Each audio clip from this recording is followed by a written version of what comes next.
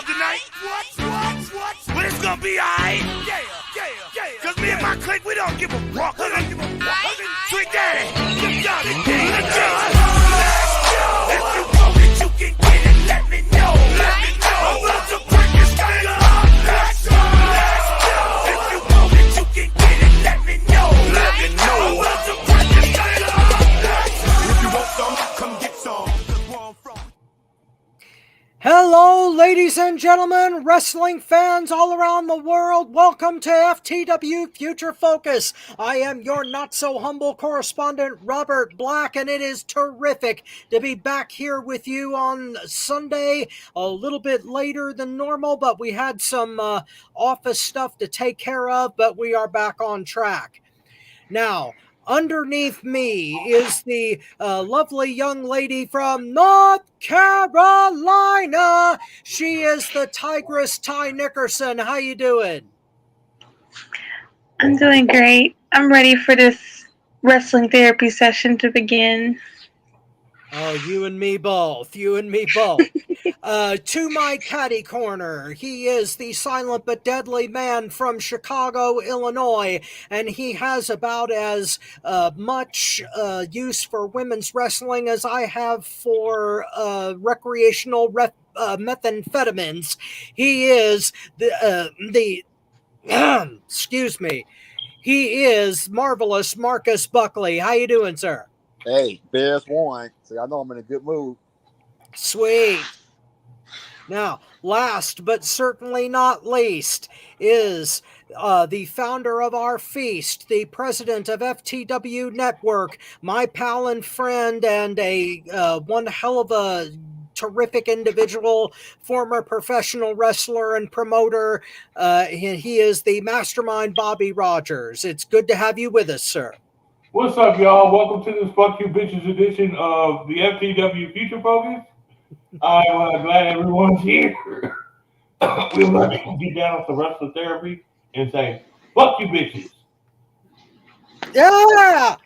Yeah! Okay. Fuck you bitches. Wow. Fuck all you bitches. All y'all. Fuck you. And thank you for joining us on FTW Future Focus.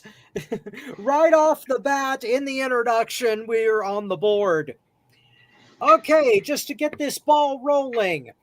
Our first subject today has to deal with wrestling documentaries. Obviously, the Mr. McMahon Netflix documentary came out, all 6 episodes released at once. But since that whole deal is going to need its own separate show in order for us to review it, our question today is, are there too many professional wrestling documentaries out there right now? We've had like 5 seasons of Dark Side of the Ring. We've had all kinds of WWE produced things. We've had A&E produce the Legends series, all kinds of things of that nature. But is it hurting the industry or is it bringing new people in? And I'd like to start off with you, Marcus, since I'm not sure whether you've seen the McMahon documentary yet or not, but do you think it's oversaturation? For me, no, because I love watching professional wrestling, and I love documentaries that covers things that I didn't know, and learning new stuff about it. Now, like as of right now, I'm on episode 6 of McMahon documentary, and most of that stuff I already knew about. You know, I was watching most of that stuff when it happened, but like the Dark Sides of the Rings and the one they did on Territories, I loved them because most of that stuff I didn't know, or even some of the A&E documentaries. Some of that footage I liked watching again because, I mean, let's be honest, most of that stuff is better than what we see now anyway. So I enjoy watching some of the A&E documentaries. One thing I would like to see more of are documentaries that are kind of like not WWE, because we know with WWE documentaries, even though the footage is great, they're definitely going to tell the story that they want you to see, and it's not very objective. I want to see a documentary where the person doing it, they do their research, and the story goes where it goes, whether it's positive, negative, both, or whatever. But for my taste, no, for the most part, I enjoy them. So I say more the merrier. Keep them coming. Cool. Ty? The show, Mark, before I give my 2 cents on it, they should have changed the Netflix documentary title to Surviving Vince McMahon. Mhm. Because that's what it sounds like. I kid you not. They should have changed the Netflix documentary title to Surviving Vince McMahon. Now, on to the question. No, you can never have too many wrestling documentaries. It brings in new fans. It gives new fans a visual of what a lot of things happened in the past wrestling industries from the past, and I guess what the latter half of what's going on right now. And Tales from the Territories is the name of the show. Mm-hmm. So for me, no, you can never have too many wrestling documentaries. It gives like I said, it gives new fans an opportunity to learn about wrestling from the past and all the territories and things like that, just to give new fans a feel of, the wrestlers from back then, and maybe, like I said, the latter half of now. So I'm with Marcus. You can never have too many wrestling documentaries. All right. Well, it looks like Bobby may be preoccupied with something, so I'm going to give my 2 cents here. I don't think that it's really a question of too many. I think it's just a question of how much more can they do. As far as the McMahon documentary is concerned, my only criticism of it, because like Marcus, I watched it in real time, so it wasn't anything that I really didn't know about except for the latter half of episode 6. But what I think that there's not a whole lot more ground that can be covered by wrestling documentaries now. I mean, the only era of wrestling that hasn't really been covered is the beginning of the 20th century. The history of Strangler Lewis and the Goldust Trio, which is what the territory system was modeled after, and nobody's really covered that aspect of it. But going back all the way to the very late 90s with the Unreal Story of Professional Wrestling on the History Channel, and dating back to then, there have been just a whole bunch of pro wrestling documentaries that have covered practically every aspect of the business. So I don't know quite what they have left to cover, except for maybe exposés about modern wrestling, or like covering Japanese wrestling and its history. But you're right, it does bring in new fans. It's just, it concerns me that they're running out of material. Well, see, Rob, I disagree with you about that. I think there's tons of things that they can cover. I mean, I just think it depends on how much of a fan you are. Like, for example, I would love to know more about black wrestlers, going back to Sailor Art Thomas and Bobo Brazil and guys like that, even before Junkyard Dog and Ron Simmons.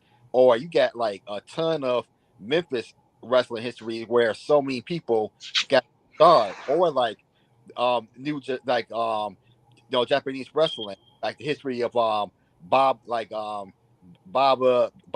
Anoki. I mean, and Mesker. I mean, there's tons of stuff that they can cover. I just think it depends on, just how big of a fan you are. I mean, but I think they can do years and years of material out there on it. Well, they could do more biography picks too. I mean, they've done plenty of them on a lot of different stars, but they could go.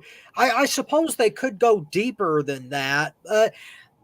I'm just, I'm curious as to whether it would, whether going that deep into the documentaries would attract new fans, or whether it would go too deep into the weeds to interest people who aren't obsessed with it like we are. Ty, do you think that it would bring in new fans? Absolutely. But as long as you got fans like myself and Marcus and Robert and yourself, Robert, and Mastermind and all the others that have watched wrestling for a long time, does it gatekeep that I think it will? As long as you don't, as long as, newer fans get a feel for, the wrestlers from the past, and learning about other wrestlers that are, I guess you could say, not talked about very often. I guess you could say the unsung heroes of wrestling. Hmm. Something that I'd like to see is a while back, like a few years ago, I did something on Facebook that I called the must see matches for non wrestling fans. I remember that. Yeah. Yeah, and I had a list of like 10, but I expanded it to 14. If they would do something like that, like a classic matches list for people who are like wrestling curious, that want to see what, because I listed a whole bunch of matches that people who want to understand wrestling should watch. And if they did something like a documentary like that, where that maybe shows the best of the best matches as to why, that shows why we're fans, as opposed to the old stigma that why are you watching this because it's fake, and why aren't you watching football? I think that would benefit everyone greatly if there was a documentary like that. So that, I mean, that's more ground that they could cover. Absolutely. Like I said, there's tons of material. Now, I don't know if that kind of wrestling will appeal to a broad audience. Like today's fan, like today's 14, 15-year-old fan. I don't know, but I mean, for like myself, and guys who've been watching wrestling since they were like preteen, things like that. Oh, there's so much about wrestling that I don't know that I love to get to know. I mean, so they get way more on the territory. I mean, you got the Central Territory. I mean, you had California. I mean, could went there way more into the Pacific. I mean, you can just do more on just Samoans. I mean, oh god, there's so much that they I I would like to know more about the history of wrestling in the Southwest. We're talking Southern California, Arizona, and Nevada, in that area there, because it's kind of like a blank spot on the territorial map, and not a whole lot of it is talked about outside of the early days of Roddy Piper and the Guerreros. So maybe that's something else that could be addressed. Mastermind, you want to chime in on this? Do you think there are too many documentaries?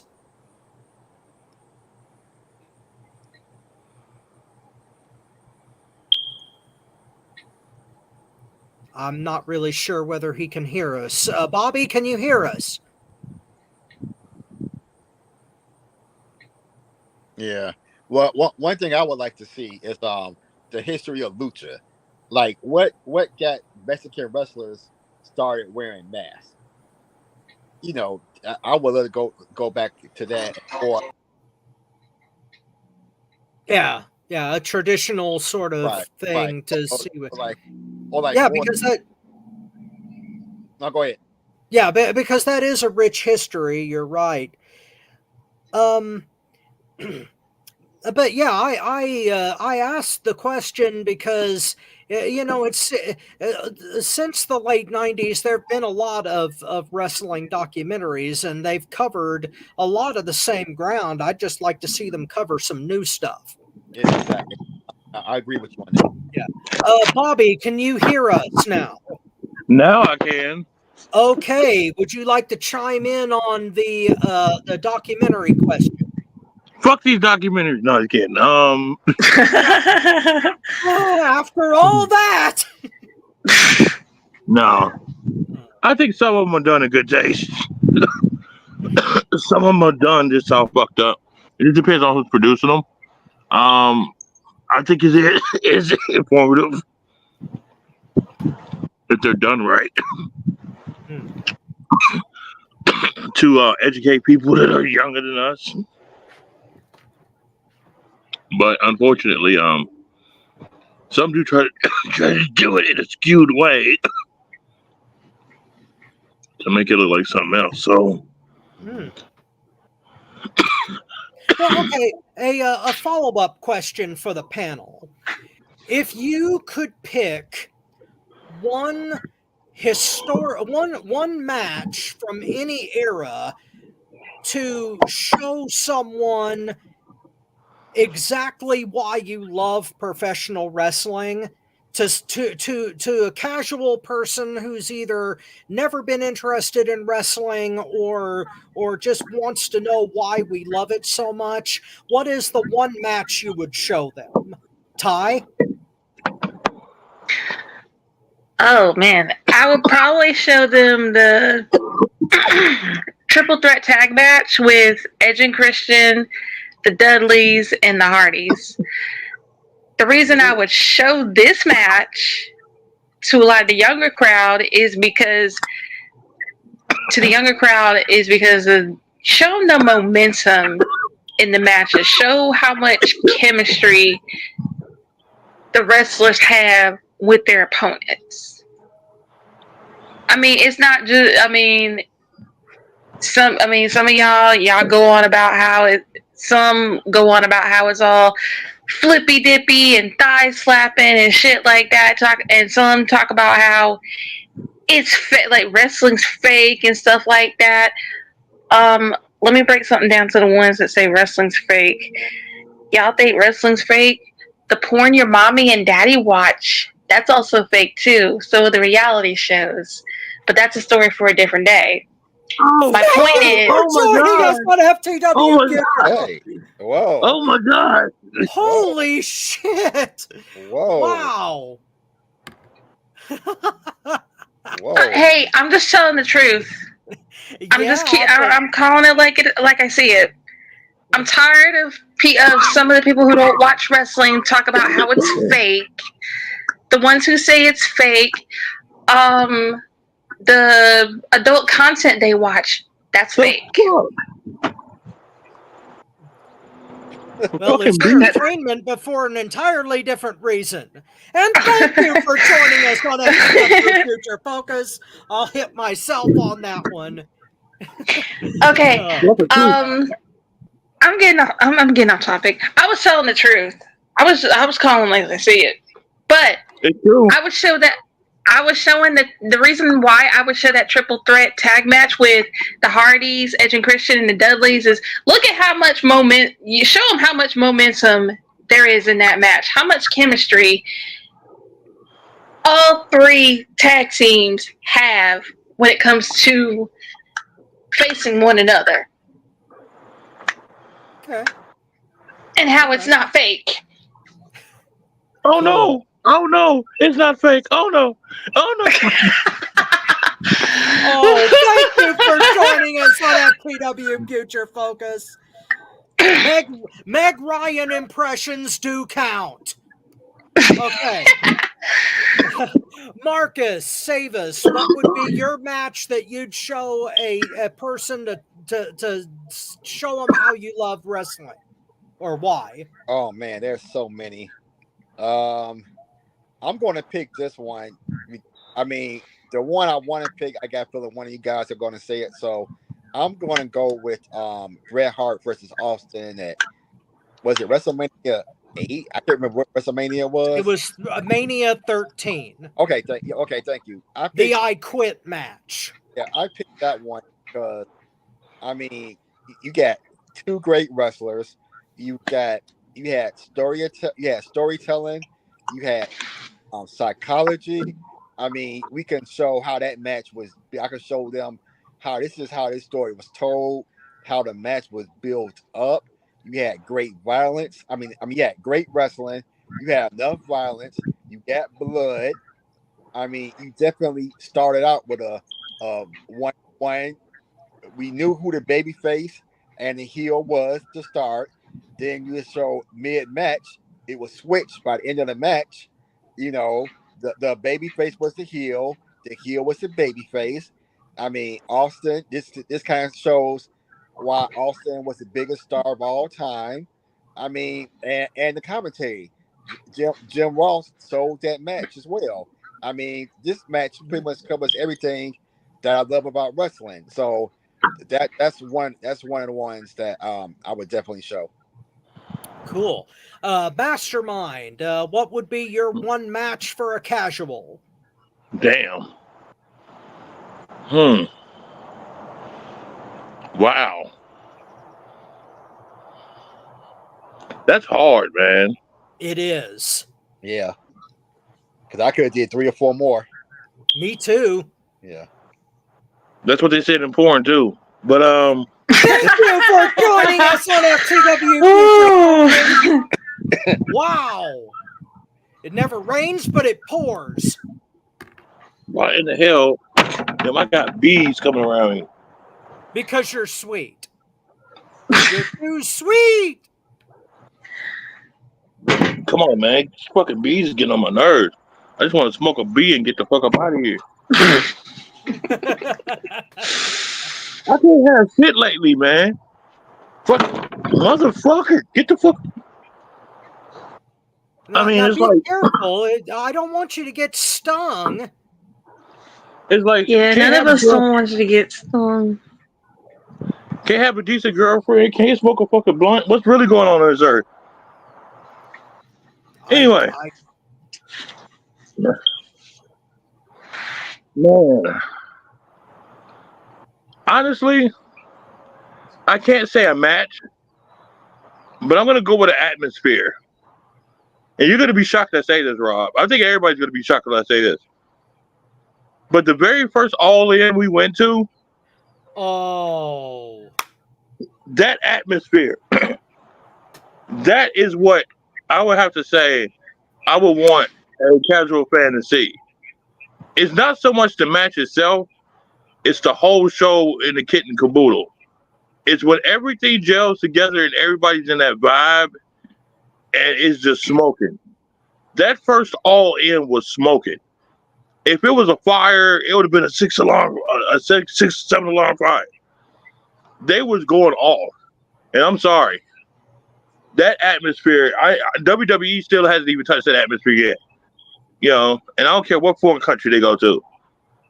So yeah, I'm gonna say the atmosphere of the first All In. Oh, that was a damn good answer.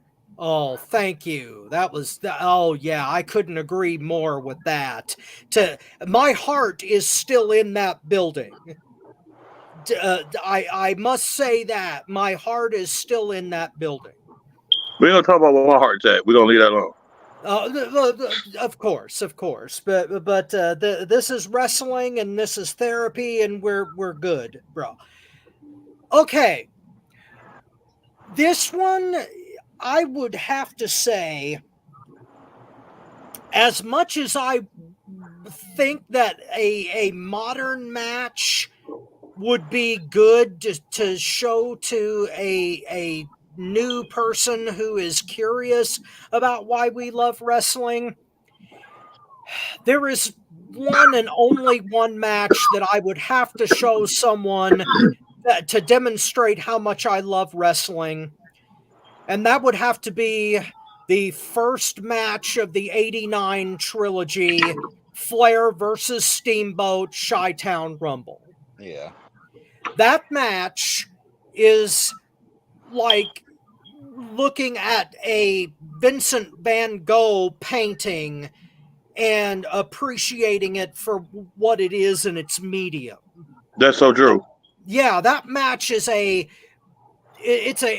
piece of art within an art form. It is a practically a Mona Lisa, and it shows you exactly what professional wrestling is and ought to be when done perfectly or damn near perfectly. You've got the story, you've got the technician skills, you have the two classic wrestlers, you have the babyface heel dynamic, you've got it all in that one match. Now, there are plenty of modern matches that you have some of that with, but Flair Steamboat 1 is just the first match in that trilogy is just as good as you can get to explaining the nuts and bolts of professional wrestling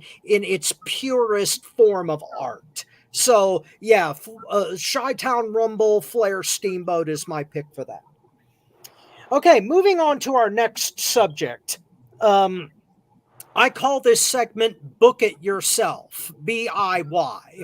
And I came up with this concept, and basically what it is, we come up with a scenario for booking a match or a feud, and basically you're put in the position of the person with the pencil to see how you would put this in the ring and how it would turn out.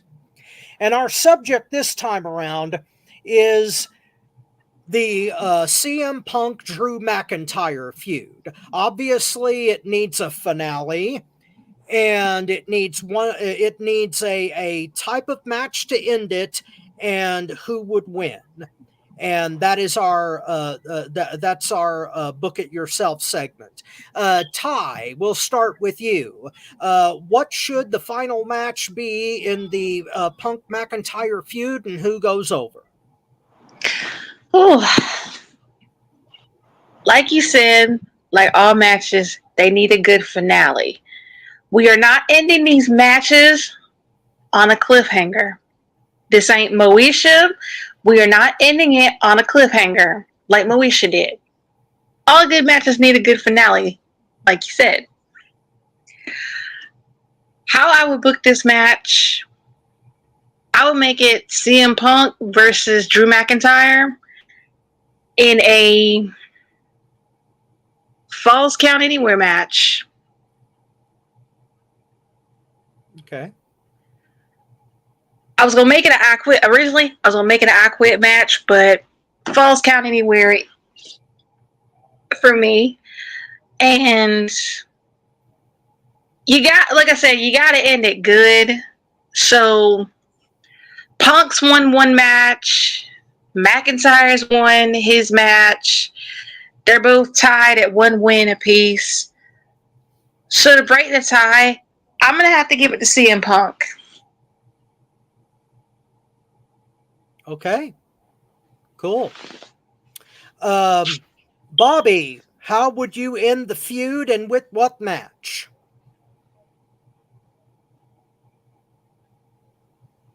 Bobby, can you hear me? It doesn't look like it.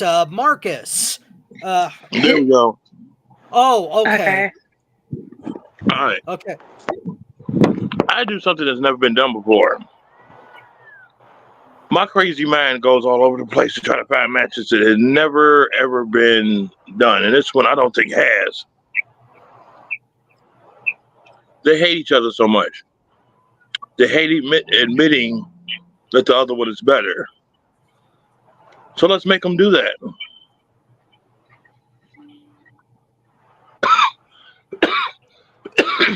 Basically, Drew McIntyre,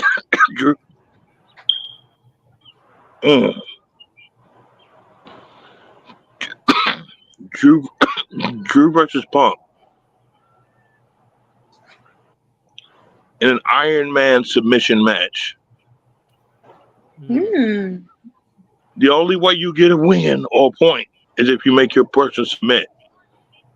But it's Iron Man. You go an hour long. And whoever makes somebody submit.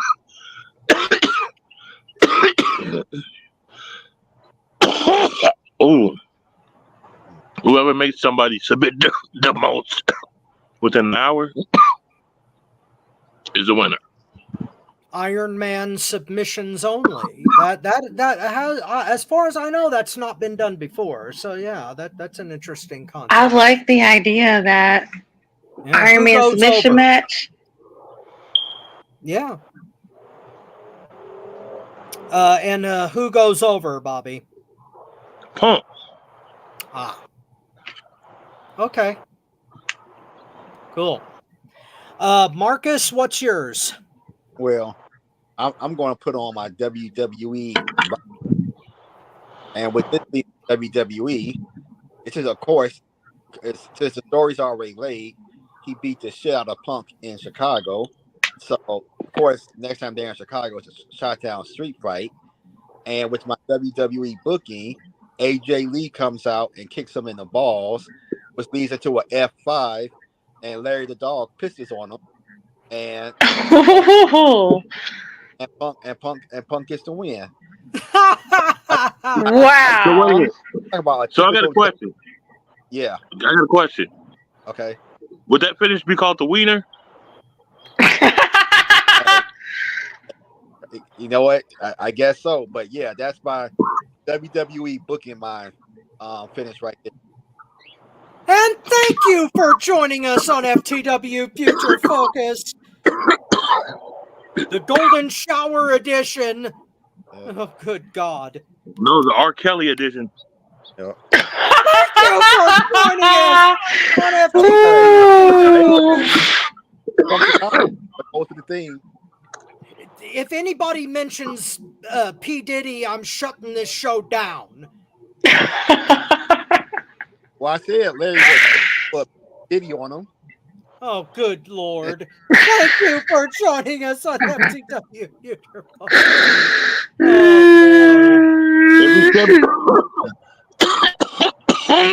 Every step we take, every move we make, they'll be watching them. Okay, that was too good a reference for me to knock, so never mind. Sting on Sting. That's the key right there. Okay. I think that I want to think outside the box here because as much as Marcus wants to do WWE booking, I've always despised WWE creative. So I'm going to think a little bit differently here. I think that the last match should be a first blood match. Since we're talking about the WWE being more edgy here, and since this is a blood feud, it should end with blood. So I would book a first blood match between Punk and McIntyre. And believe it or not, I would put McIntyre over.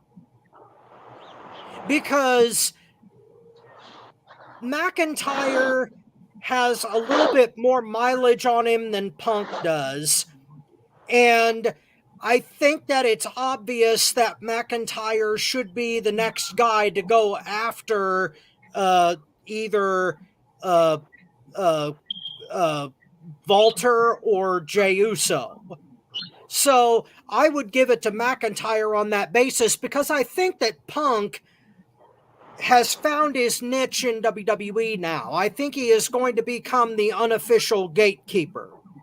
He's going to have feuds with up-and-coming stars, and depending on how those feuds go, whether they can get over Punk or not, he'll be the guy to determine whether or not they move on into the main event or not, or whether I they mean, but stay in the mid-card.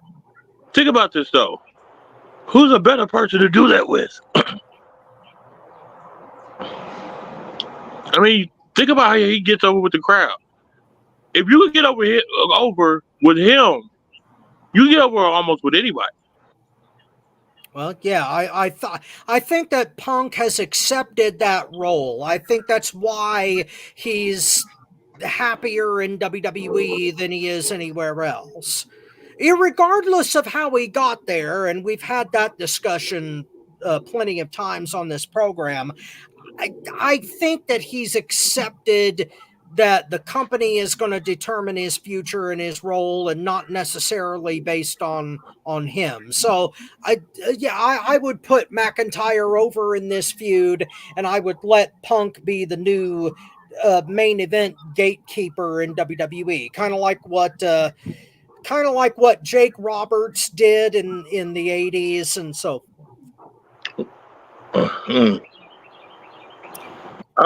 Yeah.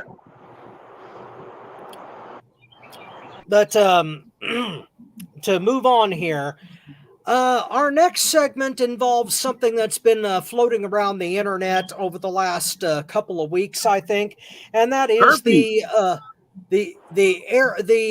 Young Bucks Shane McMahon airport photo. Like I said, herpes. Ugh. Oh my God. Thank you for joining us on FTW Future Focus, the STD edition. Oh God. God help us all.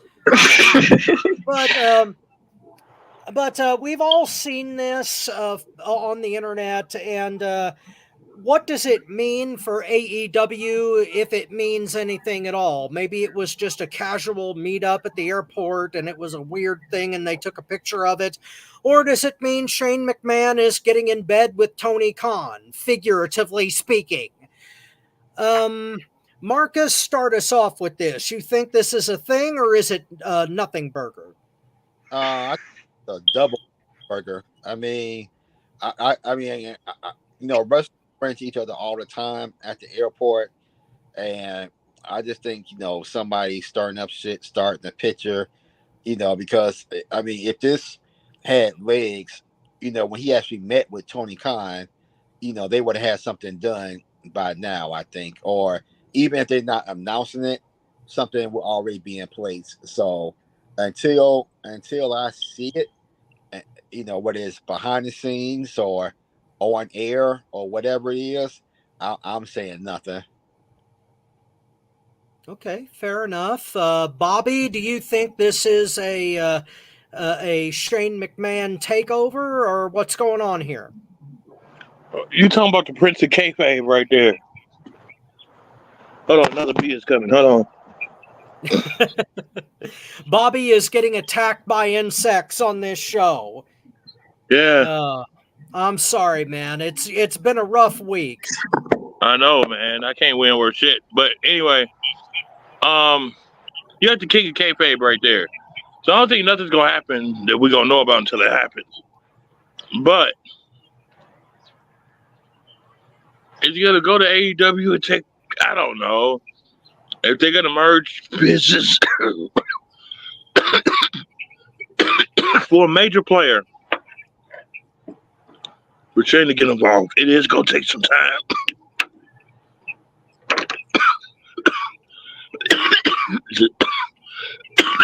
They got to figure out stock options. They got to figure out all that stuff.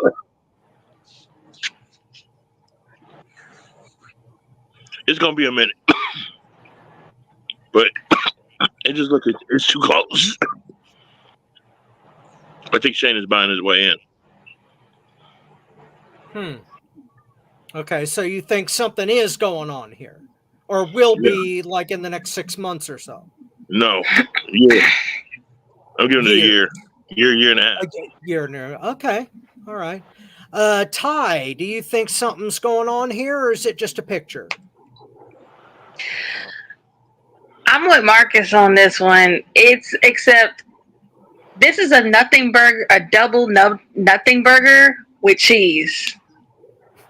Unless Shane makes an announcement saying he's going to AEW, I don't believe it. I'm taking it with a grain of salt. Like I said, this is a double nothing burger with cheese. And like Mastermind said, a lot of, WWE and AEW stars, they run into each other at the airport all the time. Same with TNA stars and New Japan stars. Y'all get my point. Y'all, a lot of wrestlers run into other wrestlers from different companies all the time. So it's nothing new. So unless something happens, unless Shane makes an announcement saying he's joining All Elite Wrestling or dipping into the man pond figuratively with Tony Khan, then this is a double nothing burger with cheese. All right. Well, I'm going to do a spoiler here because this is a later segment, but this photo and its implied implications are my tap out of the week. I am hoping and praying that Marcus and Ty are right here, because not only, and this is nothing against Shane McMahon. I don't have a problem with him. Okay. But the last thing that AEW needs is the McMahon name attached to it in any way, shape, or form. And I'm sorry, whether it's Shane or Stephanie or the old man himself, AEW is supposed to be the alternative to WWE. If the McMahons get in bed with Tony Khan in the figurative sense, that means that they are going to be automatically associated with sports entertainment. And at least 3/4 of the fan base of AEW gravitated toward the original All In the first place because they were sick and tired of sports entertainment, like me. And to have the McMahons get involved with that company now would make a vast left turn in the whole damn field and would drag things in a direction that I don't care to go. So I am hoping that this is Holy a nothing crap. Is something wrong? Sorry. I just watched the news and we just got hit by Helene and they were talking about 30 people dead from Helene. Oh, yeah. Sorry, guys. No, that's okay. The hurricane footage. And on a side note, thoughts and prayers to everyone that's caught in the path of the hurricane, and to the families of everyone that's passed. Yeah, Western North Carolina got it the worst. But yes, FTW Network extends its condolences to all those families and everyone who's lost loved ones and property in that hurricane. Our hearts go out to you. But for the record, I do not want Shane McMahon or any McMahon involved in AEW, because it's supposed to be an alternative. It should stay an alternative. And especially with this new documentary coming out and all the dirty laundry involved in that, the last damn thing that AEW needs is to be tainted by all of that crap going on. Even if it's just Shane, it doesn't need to be part of AEW. No matter, I mean, maybe a few casuals might switch over to AEW just to see what Shane is going to do, but it's not worth it. AEW needs to be its own thing. Hold on, check this out. I don't understand why you would say that. I honestly think if he went, that would be the biggest thing for AEW. Because think about this. You talk about anti-sports entertainment, anti-this, this, and this, which is Vince McMahon's baby. All right? The one thing that if you don't support Vince McMahon is to support the ones that Vince McMahon didn't like. That's what AEW is mostly about. Well, think about this. He ain't even like his own son. So I think, honestly, with that dynamic, it's going to make some of the people interested in what's going to happen. How's AEW going to change? Which it should. It should change. But on the other hand, how is Tony and him going to get along? Is the Young Bucks going to interfere? Is Shane McMahon going to go ahead and dance around and smack the Young Bucks in the face? I mean, fucking B? Damn. I'm a bee. Okay. No. Sorry. Sorry, that was too easy. Well, okay, Bobby. Well, you might want to go inside to get away from him, man. That's what I'm thinking. Yeah, that's a good idea. But to answer that question, though, like I said, it's not that I have something against Shane McMahon personally. I know that he's not his father, but he was trained in the industry by his father, and a lot of those bad ideas filter down onto the son. And even though Vince doesn't have a special like for the way that his son does business, there's just too much chance that AEW with Shane McMahon involved would become too WWE like. And I don't want to see that happen. As much as AEW needs to change on a fundamental level with like different ways of doing storylines, I don't want them to do storylines the way that the McMahons would do it. And even though Shane is not Vince, Shane was still trained by Vince, and that's a big concern for me. I don't know.